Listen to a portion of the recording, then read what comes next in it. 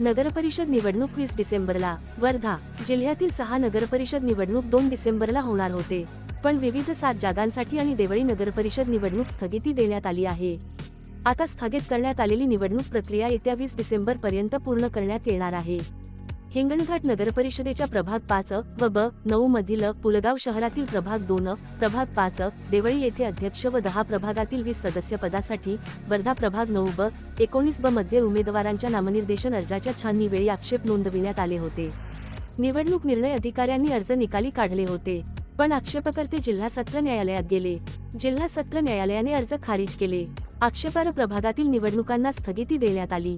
संबंधित स्थगिती देण्यात आलेल्या निवडणुकीची प्रक्रिया या 20 डिसेंबर पर्यंत पूर्ण करण्यात यावे तसे निर्देश देण्यात आले आहेत.